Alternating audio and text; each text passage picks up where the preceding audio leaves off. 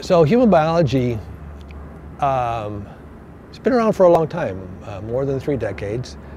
And for a long time it was unique. Certainly unique at Stanford and unique among other institutions in that it taught biology, biological sciences focusing on the biology of the human species, but it did so by integrating biology with social and behavioral sciences, sciences such as psychology, anthropology, sociology, as well as the policy sciences. That created, as I am not trained as a biologist, I'm trained as a physician, and I'm trained as a sociologist, and I have merged the two into a study of policy regarding healthcare delivery and health inequalities. It created an opportunity in the mid-1990s when, for personal reasons, my academic career came grinding to a halt. I was not able to move out of town. I needed to stay in the Palo Alto area.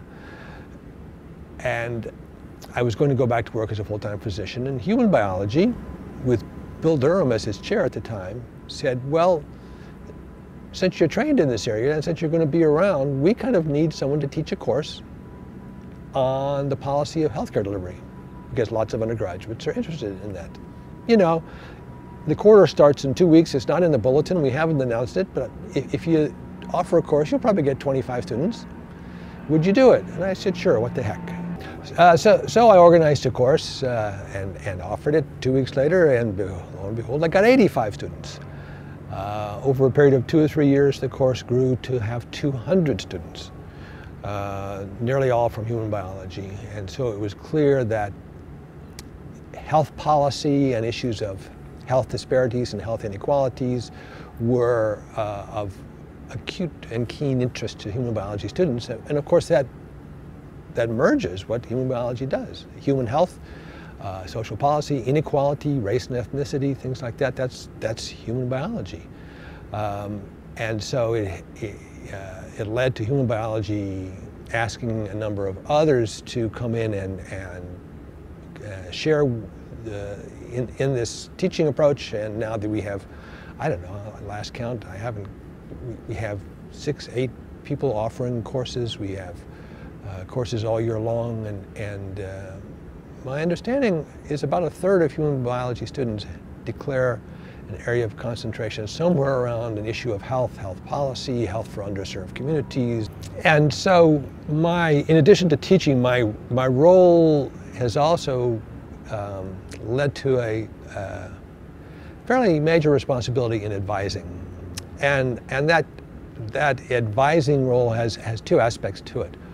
One is a traditional role in advising students who want to do independent research under the Human Biology Honors Program, under the Chapel-Luigi Research Program, under the Haas Center Community Research Fellows Program. There's a range of places students go, but I help students, and I've helped a number of students, identify a researchable question, find a way to gather data to address that researchable question, and try and come up with an answer to that researchable question. If you look in my office, an entire shelf is filled with theses students have written over the last 15 years, a few of which have been published in peer-reviewed journals. And I continue to do that now. I think I'm advising 4 or 5 undergraduates on honors research or different types of research.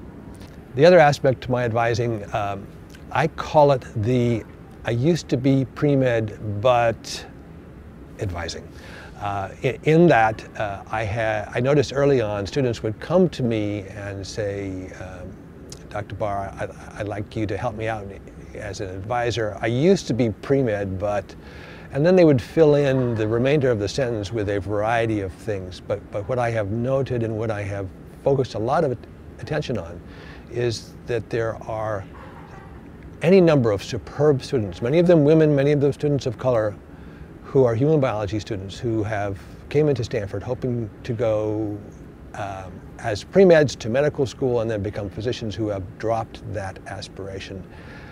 And I have worked with them. I'll give you an example of one. One was a young woman, a woman of color, who came in and said that to me, and one of the reasons we learned as to why she had lost interest was she had had a very uncomfortable experience in her chemistry courses. She showed me her grades of her freshman chemistry courses, 31, 33, 35.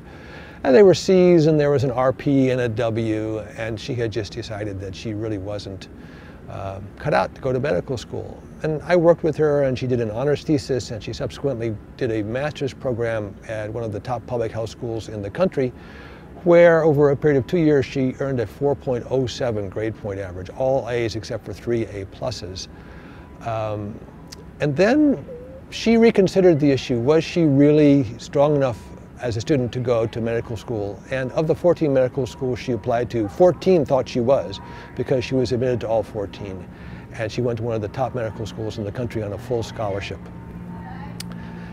So it was that issue of I used to be pre-med, but that led us to have a relationship over a period of several years of an advising relationship that didn't end after Stanford. And I can't tell you how many students I have worked with in this regard.